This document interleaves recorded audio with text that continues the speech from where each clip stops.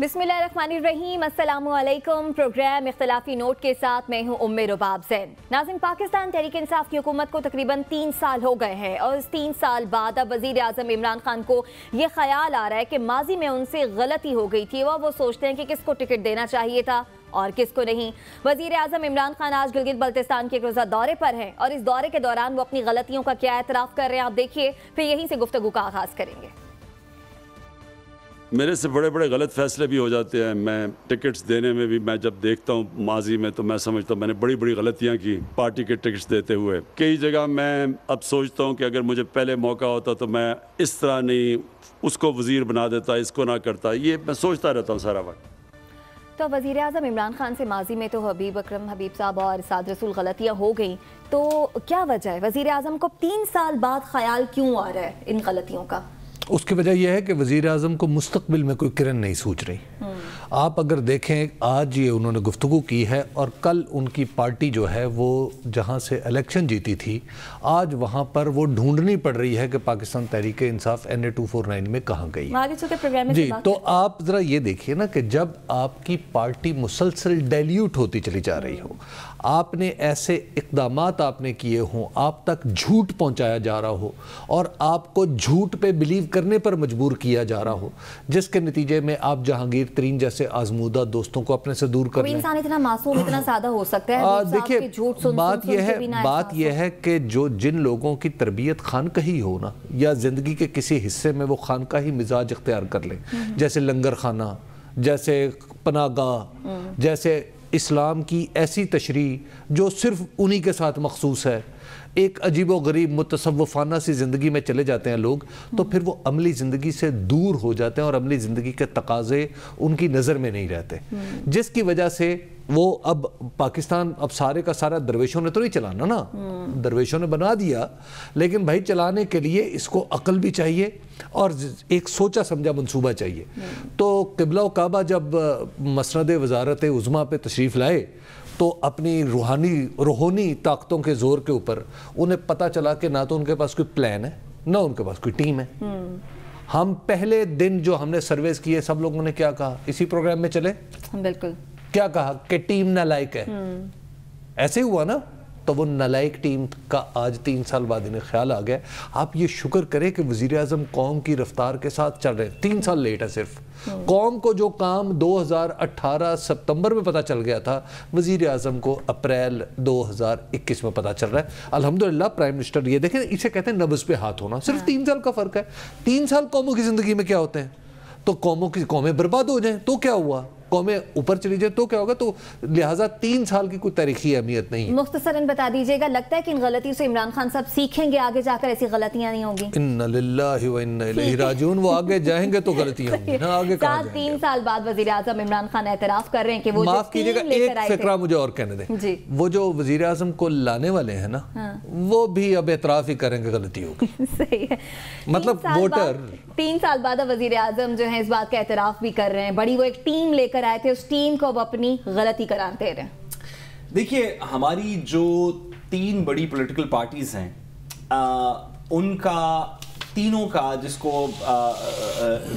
English literature की ज़बान में ओरिजिनल सिन कहते हैं, कि उन तीनों की माजी में एक ऐसी गलती मौजूद है जो कि वो उसके बाद जो भी करते रहें वो उस पूरी पॉलिटिकल पार्टी के ऊपर असरअंदाज होती है। फॉर एग्जांपल, नून लीग की अगर हम एग्जांपल ले लें कि नून लीग ने भी इतनी मुहिम चलाई, इदारों के ऊपर अटैक्स किए, फौज के ऊपर अटैक्स किए, दीगर चीज़ें की, लेकिन जब भी ऑन एंड ऑफ बात होती है तो बिलावल भुट्टो जरदारी साहब का जो आपको वो जुमला याद होगा कि हमारी तो नहीं, लेकिन लाहौर के एक ख़ानदान की तारीख है कि वो इस्टेब्लिशमेंट के साथ डील करके आ जाती हैं, क्योंकि एक उनका ओरिजिनल सिन है 80 की दहाई का, जहाँ पे वो एक डिक्टेटर के साथ मिलकर पावर में आए। वो ओरिजिनल सिन जो है वो उनको ऑन एंड ऑफ हमेशा हॉन्ट करता रहता है, हमेशा बातों के अंदर हॉन्ट करता रहता है। पीटीआई के अंदर भी इस तरह एक ओरिजिनल सिन है जो उनकी फर्स्ट गवर्नमेंट, जो कि इस वाली गवर्नमेंट के अंदर बना या उसके फौरन पहले बना, जिसकी तरफ प्राइम मिनिस्टर साहब ने थोड़ा सा भी इंडिकेट भी किया। पीटीआई 2011 के अंदर, 2011 से पहले तो इफेक्टिवली एज अ पार्टी ज्यादा एग्जिस्ट ही नहीं करती थी, सिर्फ इमरान खान साहब थे, एक सीट थी, इमरान खान साहब थे, पार्टी तो ज्यादा एग्जिस्ट नहीं करती थी। 2011 के अक्टूबर के जलसे के अंदर जब खान साहब का एक ओवरवेलमिंग लाहौर में रिस्पॉन्स आया तो 2 किस्म की आरा उनके सामने थी। کچھ لوگ کہہ رہے تھے کہ آپ کا یہ رسپانس آپ کی وجہ سے, آپ کی کلین پالیٹکس کی وجہ سے آیا ہے. آپ ان لوگوں کو اپنی ٹیم میں شامل نہ کریں جو کبھی یہاں پہ کبھی اس پارٹی میں تھے, کبھی اس پارٹی میں تھے, پھر گھومتے گھماتے کرتے کراتے وہ آپ کے پاس آ جائیں گے. آپ ان لوگوں کو شامل نہ کیجیے گا. آپ کی ایک پبلک اپیل ہے, اس کے اوپر کلین لوگوں کو رکھیے گا. نہ بھی حکومت بن سکے تو کلین لوگوں کو رکھیے گا, جس طرح 2013 میں خان صاحب کی حکومت نہیں بن سکی. دوسری طرف آ رہا یہ تھی, کچھ لوگوں کی رائے یہ تھی کہ جب تک آپ الیکٹیبلز کو لے کے نہیں آئیں گے, وہ ان لوگوں کو لے کے نہیں آئیں گے جو کہ 249 اور ادھر اور ادھر اور نہیں جیتیں گے الیکشن, تو آپ کی حکومت نہیں بن سکے گی. اور سیاست تو اصغر خان صاحب نے بھی کی تھی, لیکن جب تک حکومت نہ بنے تو سیاستدان نہیں ہوتا. اس ڈویژن کے اندر عمران خان صاحب نے الیکٹیبلز کی پالیٹکس کی, الیکٹیبلز کو ٹکٹس دیے, وہ جو کہ نہ کیو میں چلے تھے, نہ نون میں چلے تھے, نہ پیپلز پارٹی میں چلے تھے. اب بھی آپ پنجاب کی اسپوکس پرسن کو دیکھ لیں, کراچی کو دیکھ لیں, اسلام آباد کو دیکھ لیں, تو یہ وہی چہرے ہیں جو پچھلے 10-15 سال سے ہماری سیاست کے اندر نظر آتے ہیں.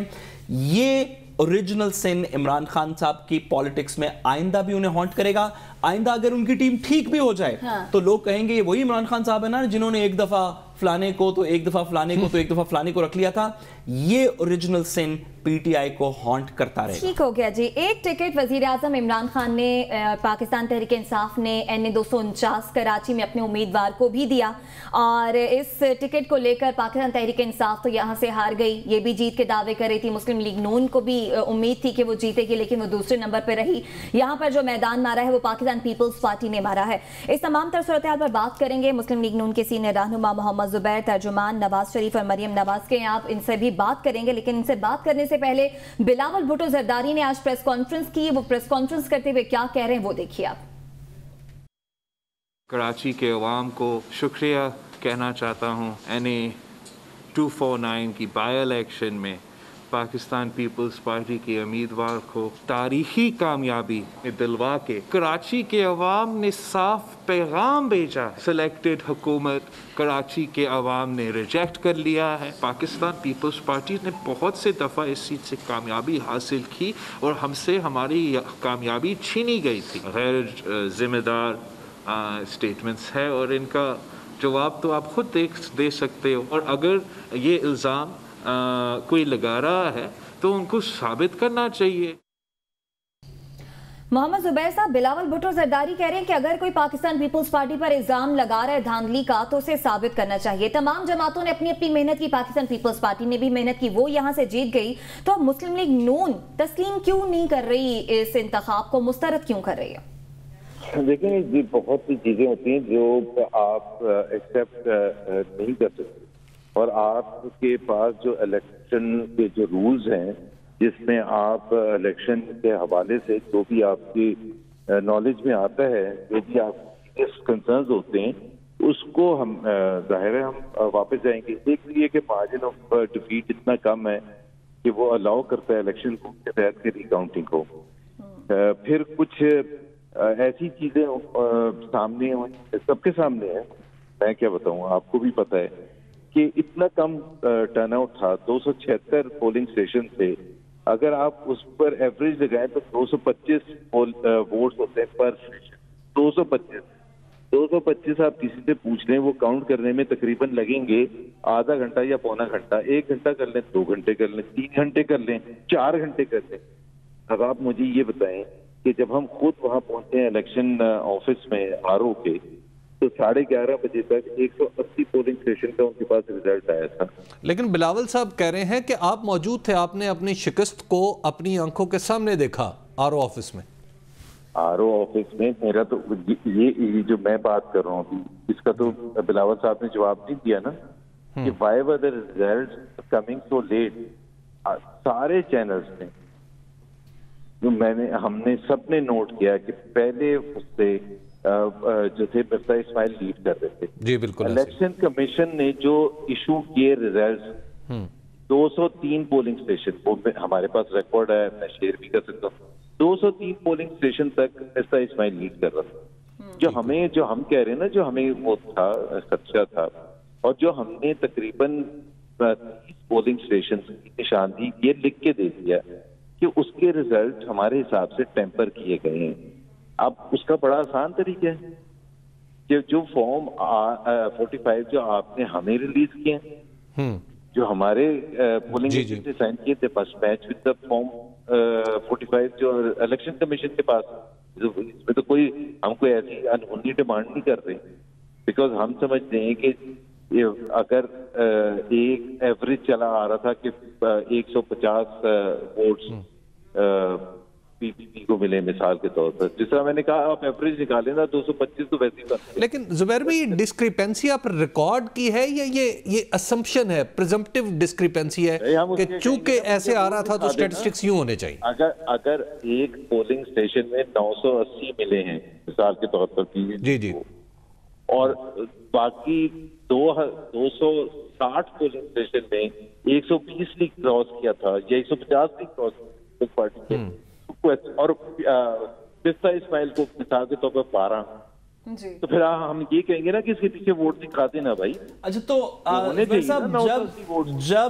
جب آپ لیڈ کر رہے تھے, جب مفتاح اسماعیل صاحب لیڈ کر رہے تھے 203 پولنگ اسٹیشنز کے وقت کے بعد, تو بھی آپ کی لیڈ بڑی مارجنل تھی اس وقت, تو آپ کے پارٹی کی طرف سے کوئی اس طرح کی بات نہیں آ رہی تھی کہ الیکشن میں کوئی دھاندلی ہوئی ہے اگر آپ جیت جاتے تو؟ نہیں, میں آپ کو بتا دیتا ہوں. جب 117 پولنگ اسٹیشن کا ریزلٹ آ گیا تھا تو اس وقت کے ریکارڈ کے حساب سے 7,500 ووٹ تقریباً تھے مفتاح اسماعیل کے, اور 4,500 سے 3,000 سبسٹینشیل لیڈ اگر آپ وہ جتنے کم ووٹس تھے اس کے حساب سے دیکھیں تو ظاہر سی بات ہے ہم بڑے کمفرٹیبل تھے. اور وہ ایک ٹرینڈ کی ایک ہوتا ہے جو واضح ہوتا چلا جاتا ہے کہ لیڈ بڑھتی چلی گئی, پہلے وقت سے لے کے وہ بڑھتی چلی گئی. اس کے بعد ریزلٹس بالکل رک گئے. پھر میں اور مفتاح اسماعیل ہم گئے ہیں الیکشن آر او کے آفس گئے ہیں, کیونکہ ہمیں بتایا گیا کہ وہاں ادھر سارا جو ہے گڑبڑ ہوتی ہے, فارم 45 آنے بند ہو گئے. ہم وہاں گئے اور یہ ہم تقریباً پہلے تو اندر جانا اتنا مشکل ہے بھائی, کینڈیڈیٹ کے لیے کیوں اتنا مشکل ہونا چاہیے. اینی ویز وہ انہوں نے پھر دیور نائس انف انہوں نے الاؤ کر دیا اور ہم چلے گئے. اب اس کے بعد جب وہ ریزلٹ کا ٹرینڈ تھا نا وہ یہ تھا کہ ہمارا مارجن کم ہوتا جا رہا ہے. اب یہ تو بڑا عجیب سی بات ہے کہ پہلے ایک پارٹی جیت رہی ہے, کنسسٹنٹلی جیت رہی ہے, اتنے 100-200 پولنگ اسٹیشن ہو گئے, 180 پولنگ اسٹیشن میں ہم جیت گئے کمفرٹیبل. اس کے بعد ہر پولنگ اسٹیشن سے پی پی جیتنا شروع ہو گئی اور وہ جیتتی چلی جا رہی ہے اور مارجن گھٹتا چلا جا رہا ہے ہمارا. تو اب ظاہر گنجائش تو تھی نہیں نا. ہم تو یہ کہہ رہے ہیں کہ ہمیشہ یہ پریزمپٹیو بیسک بات ہے نا, آپ باتیں کر رہے ہیں کہ اگر آپ پچھلے 200 پولنگ اسٹیشن جیتے تو اگلا 100 بھی آپ کو جیتنا چاہیے تھا. یہ پریزمپشن ہے. ہاں پریزمپشن ہے, لیکن اس کو ہم بیک اپ بھی کر رہے ہیں نا. اب اسٹیٹسٹیکل بیک اپ ہے اس کو. ہاں ہم یہ تو نہیں کہہ رہے کہ آپ ہمیں ڈکلیئر کرتے ونر. ہم یہ کہہ رہے ہیں کہ جب تک ہمیں یہ جو ہم نے آپ کو پولنگ اسٹیشنز بتائے ہیں اس میں آپ ہمیں وہ آپ دکھا دیں اس کے پیچھے ووٹ بھی ہیں یا نہیں ہے, یہ صرف فارم 45. بہت شکریہ. محمد زبیر صاحب ہمارے ساتھ موجود تھے. ابھی تک جو زبیر صاحب بات کر رہے ہیں وہ پھر ساتھ ہی ساتھ یہ بھی بتائیے گا کہ کہا جا رہا ہے پیپلز پارٹی کی غیر متوقع جیت, وہ کیسے جیت گئی؟ پاکستان تحریک انصاف اس دفعہ جو 2018 میں پہلے نمبر پہ تھی 5ویں نمبر پر آ گئی. میں آپ کو ذرا دلچسپ بات بتاؤں کہ 2018 میں اگر ہم الیکشن دیکھیں تو 2018 میں اگرچہ اس دفعہ بہت ہی کم رہا ہے ٹرن آؤٹ, لیکن تحریک انصاف جو تھی 27.5% جس نے ووٹ لیے تھے اس نے 12.24% لیے, یعنی تقریباً نصف سے بھی کم جو اس نے 2018 میں لیے تھے. مسلم لیگ نون نے 26 تقریباً 27% ووٹ لیے تھے, اب 21.27% ووٹ لیے, گویا مسلم لیگ نون کے ووٹ بھی کم ہوئے. پیپلز پارٹی نے 5% ووٹ لیے تھے اور 22% ووٹ ہو گئے, گویا 4 گنا سے بھی زیادہ.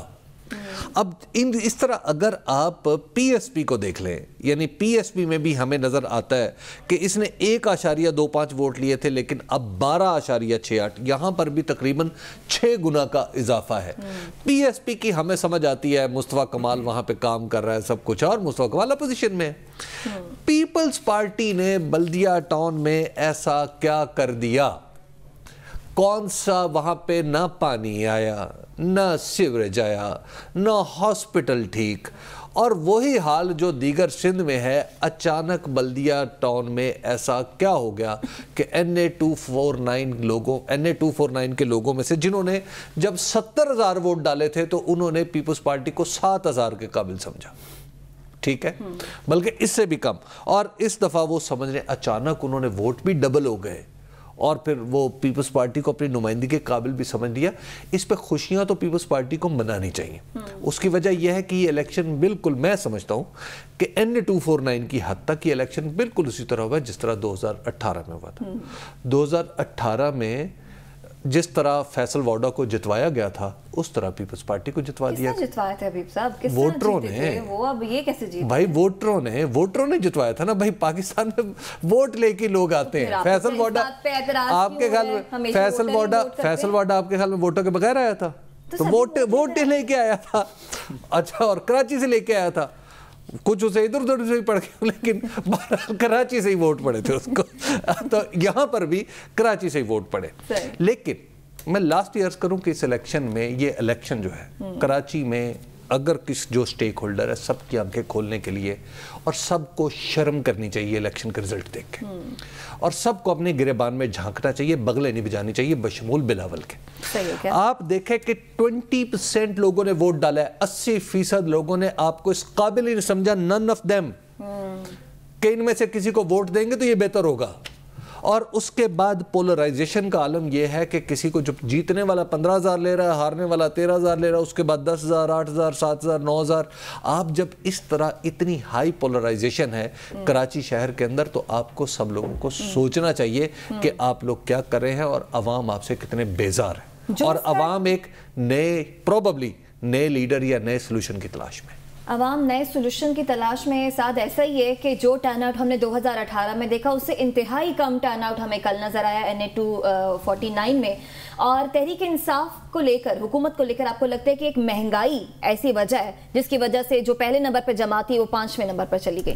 دیکھیے یہ تمام باتیں درست ہوں گی, لیکن میں اپنا وقت تھوڑا سا ایک مختلف بات کے اوپر اسی NA249 کے پرسپیکٹو کے اندر کرنا چاہتا ہوں. حبیب صاحب نے درست کہا کہ تمام پارٹیز کو تھوڑی سی شرمندگی ہونی چاہیے, ریاست کی انسٹیٹیوشنز کو بھی تھوڑی سی ہونی چاہیے.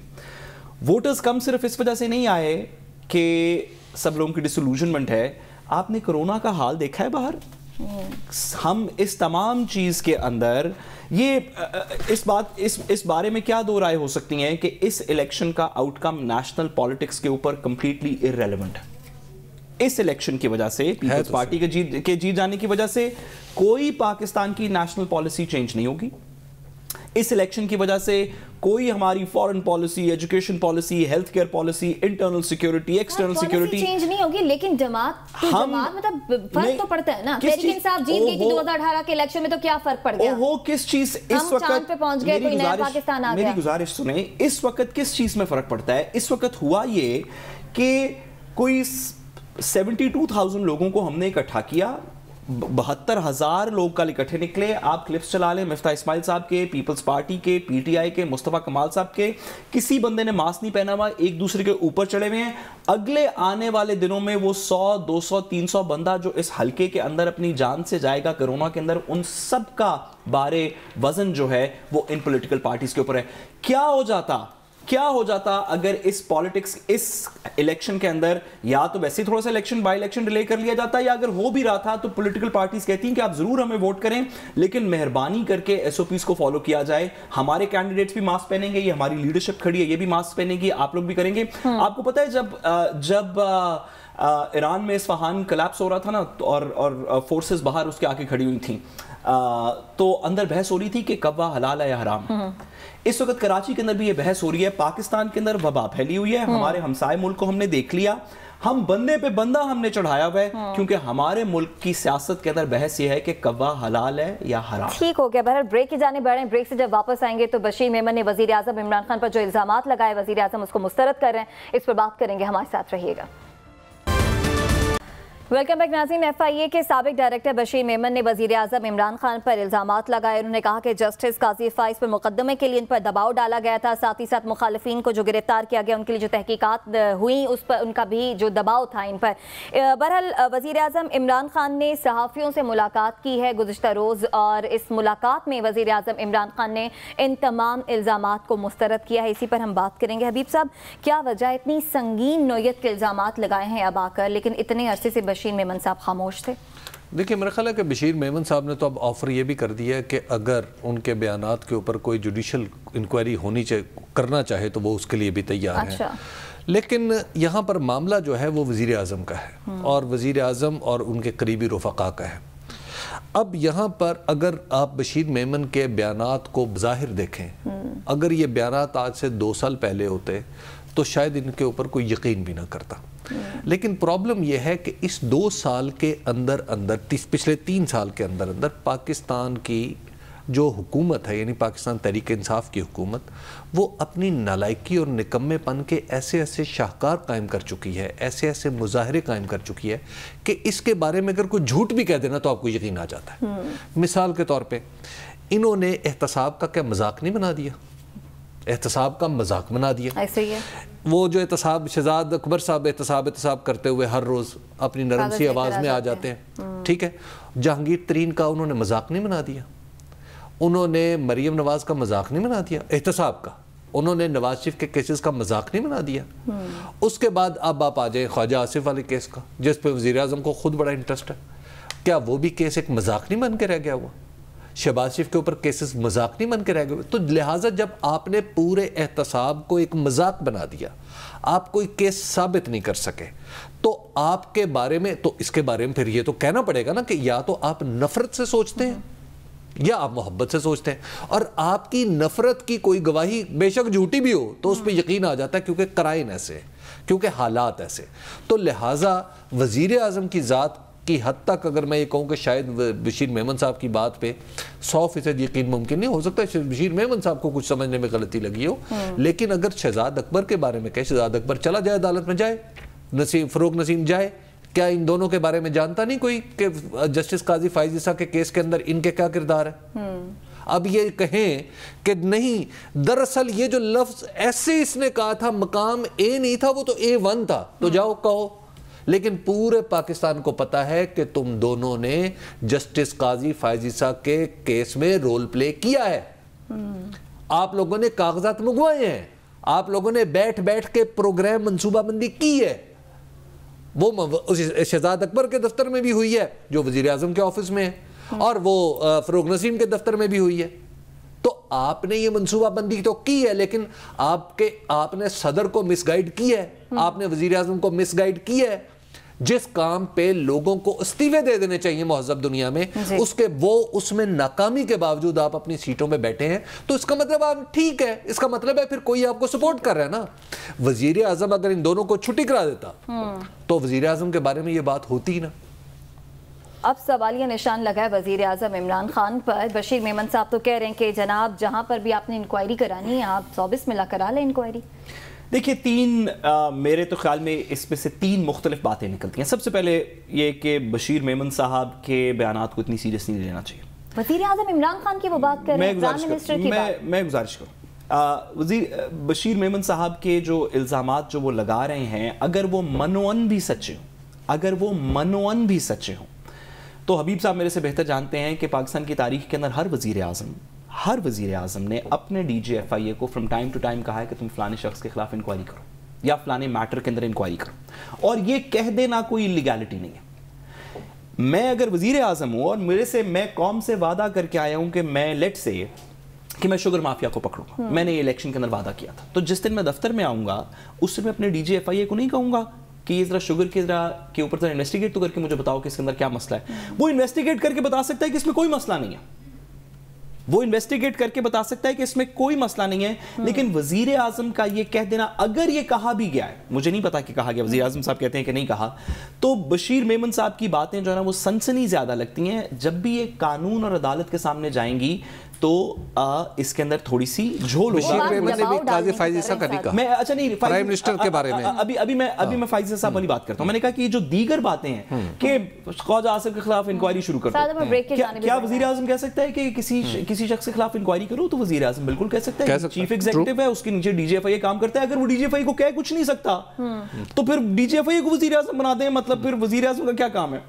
جو فائز عیسیٰ والی بات ہے یہ صرف سینسٹیو ہے. جسٹس فائز عیسیٰ صاحب والی بات سینسٹیو ہے. جسٹس فائز عیسیٰ صاحب والی بات کے اندر حبیب صاحب نے جن 2 کرداروں کی نشاندہی کی, پہلے دن سے لے کے آج تک یہ ریفرنس انہی 2 کرداروں کے گرد گھوم رہا ہے. اس کے اوپر وزیر اعظم صاحب نے تو کوئی فورن پراپرٹیز اور ریفرنس کیسے بنے گا, اور ٹیکس کا کوڈ کیا کہتا ہے, اور سیکشن 132 ٹیکس آرڈیننس کیا کہتا ہے, اور سپریم جوڈیشل کاؤنسل کا ایمبٹ کیا ہے, اور کوڈ آف کانڈکٹ کیا ہوتا ہے, اور کون سی چیز 209 میں جاتی ہے, کون سی چیز ایف بی آر کے ریفرنس میں جاتی ہے. وزیر اعظم صاحب کو تو یہ آج بھی نہیں پتا, نہ ان کا کام ہے کہ ان کو پتا ہو. ان کے لیگل ایڈوائزرز نے ان کو بتانا ہے کہ یہ پروسیس ہے, یہ اس طرح ہوگا, اس میں یہ مواد ہے, اس میں یہ مواد نہیں. تو فائز عیسیٰ صاحب والی بات کو ہمیں سیریسلی دیکھنا چاہیے, اس کو آئندہ انویسٹیگیٹ بھی کرنا چاہیے. اس کے اندر جو لوگ ملوث ہیں ان کو سامنے بھی آنا چاہیے, ان کو سامنے لانا چاہیے. لیکن یہ کہہ دینا کہ وزیر اعظم نے مجھے کہا تھا کہ فلانے شخص کے خلاف انکوائری کرو, اگر وزیر اعظم اپنے ڈی جی ایف آئی کو یہ نہیں کہہ سکتا نا, تو مہربانی کر کے بشیر میں یہ نہیں کہا کہ وزیر اعظم مزید بات کریں گے ہمارے ساتھ.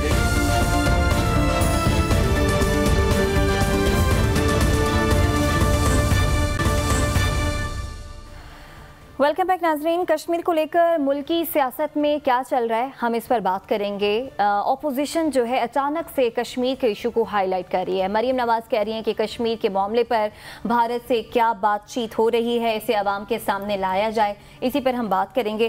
حبیب صاحب, یہ کیا بات ہو رہی ہے کہ کچھ دیا جا رہا ہے, کچھ لیا جا رہا ہے, کوئی سودے بازی کی باتیں ہو رہی ہیں بھارت کے ساتھ؟ ایک دفعہ کلدیپ نائر کو میں دلی میں ملا تو میں نے ان سے پوچھا کہ یہ بتائیں کشمیر کا مسئلہ کیسے ہے. ہاں جہانی کلدیپ نائر فوت ہو چکے ہیں, بڑے سینئر جرنلسٹ. وہ کہنے لگے, میں نے کہا کشمیر کے مسئلے کو خراب کس نے کیا؟ کہتا سرکاری نوکروں نے. پنجابی میں کہنے لگے سرکاری نوکروں نے خراب کی. انہوں نے کہا, مجھے کئی واقعات سنائے کہ انہوں نے بتایا کہ کئی ایسے مواقع ہیں جب کشمیر کا مسئلہ حل ہو سکتا تھا یا کم از کم بہتری کی طرف جا سکتا تھا, اور اس وقت ساری کی ساری پیچیدگیاں جو ہیں وہ سرکاری ملازموں نے پیدا کی. اب بھی جو طرح طرح کی گفتگو آ رہی ہے, دراصل یہ جو سرکاری ملازموں کے اندر سے یہ بات نکل رہی ہے, اور سرکاری ملازموں کو یہ بات سمجھنی چاہیے کہ ڈپلومیسی اور سیاست ان کا کام نہیں ہے. اب اس موقع پہ آپ فرض کیا کوئی چھوٹا بڑا سرکاری ملازم اگر یہ بات چھیڑنا چاہ رہا ہے تو اسے یہ سمجھ میں ہونی چاہیے کہ کیا انڈیا اس پوزیشن میں ہے کہ اس کا جواب دے, اور کیا محض ابھی سے عقل پاکستان میں برسنے لگی ہے؟ اس سے پہلے کسی کو نہیں پتا تھا کہ کشمیر کا مسئلہ کیسے حل ہو سکتا ہے. پاکستان میں بہت سے لوگوں کی کشمیر کے بارے میں بڑی کینڈیڈ اوپینین ہے, اور ان کے پاس ان کے سلوشنز بھی موجود ہیں. لیکن پہلے کبھی ٹائم ملتا نہیں تھا, اور آج انڈیا کا ٹائم نہیں ہے یہ بات کرنے کا. یہ پاکستان میں بچکانہ باتیں ہیں, سوچ رہے ہیں کہ مودی یہ کر دے گا, مودی یہ کر دے گا, اور مودی سے نہیں ہوگا, اور بالخصوص اس کرونا کی صورتحال میں. اور آپ نے ہمیشہ پاکستان نے خطا پتہ کب کھائی ہے؟ جب پاکستان کے اندر اس طرح کی ڈسکشن سرکاری ملازموں کے نرغے میں رہ کے نا لوگ شروع کر دیتے ہیں کہ جناب کشمیر پہ یہ سلوشن لے لیں, وہ سلوشن لے لیں, یوں کر لیں, وہ کر لیں. جیسے پرویز مشرف نے برباد کیا اس پورے معاملے کو. آئیڈیا ٹھیک تھا, ٹائمنگ غلط تھی, طریقہ کار غلط تھا. نواز شریف نے کیا, نواز شریف کا آئیڈیا بھی ٹھیک تھا, نواز شریف اور واجپئی کا, لیکن وہ انٹرنل اس کے لیے ایک سپورٹ سسٹم نہیں پیدا کر سکے. اور بھائی آپ کون ہیں؟ یہ سوچیں, یہ سمجھیں, یہ جس کا کام نہیں ہے اسے نہیں کرنا چاہیے, اور سرکاری ملازم اس مسئلے سے جتنی دور رہیں گے اتنا اچھا ہوگا. سعد, آپ کو کیا لگتا ہے کیوں اس پر اچانک سے یہ باتیں ہونے شروع ہو گئی ہیں کہ شاید کوئی سودے بازی ہو رہی ہے, ہم کوئی بات کرے بھارت سے جو عوام کے سامنے بھی آ جائے؟ دیکھیے, سب سے پہلی بات یہ کہ پاکستان کی ابھی تک جو انفارمیشن پبلکلی یا ہماری ریاستی اداروں کی طرف سے, پرائم منسٹر کی طرف سے, نیشنل سیکیورٹی ایڈوائزر کی طرف سے, پاکستان کی ابھی تک کی اسٹیٹڈ پوزیشن یہ ہے کہ جب تک وہ 370 کا اپنا موو ریووک نہیں کرتے ان سبسٹنس, اس وقت تک ہم باقی چیزوں کے اوپر, کشمیر کے اوپر بات نہیں کر سکتے. یہ ابھی تک کی میری انڈرسٹینڈنگ کے مطابق پاکستان کی اسٹیٹڈ پوزیشن ہے. اگر یہ چینج ہوئی ہے تو مجھے اس کا علم نہیں. کشمیر کا مسئلہ اس خطے کے اندر سالو ہونا چاہیے, لیکن ہمیں اگر پچھلے 1 سال 1.5 سال کے اندر دیکھیں, پاکستان کی تو شہرک ہے کشمیر, لیکن ہم نے پچھلے 1.5 سال کے اندر دیکھا کہ کشمیر کے 2 نہیں 3 سٹیک ہولڈرز ہیں. کشمیر کے اندر، وہ کشمیر ہی کا ایریا ہے لداخ کے اندر جہاں پہ اب چائنا کی بھی فوجیں آئیں اور اب اس میں ڈس انگیجمنٹ ہو رہی ہے. تو کشمیر کا ایک ہولسٹک سلوشن اس خطے کے اندر ہونا ضروری ہے. حبیب صاحب کی بات درست ہے کہ اس کے لیے ڈومیسٹک سچویشنز ٹھیک ہونی ضروری ہیں جن ممالک کے اندر وہ سلوشن ہونا ہے. انڈیا اس وقت کشمیر کے اوپر نہیں بات کر سکتا، کسی چیز پہ بھی نہیں کر سکتا کووڈ کے علاوہ. مریم نواز صاحبہ نے کیونکہ یہ بات اٹھائی تو سیاسی بات کی، تو میں بھی ان سے ایک سیاسی سوال پوچھ لیتا ہوں. باقی لوگ بھی آپ کو کشمیر کا بتا دیں گے، آپ مہربانی کر کے سرجن جنرل کا بھی اگر بتا دیں کہ اس سے کیا بات ہوئی تھی تو میرا خیال ہے. اس کے ساتھ ہی پروگرام سے اجازت دیجیے، آپ سے کل ملاقات ہوگی. اللہ نے کے بعد.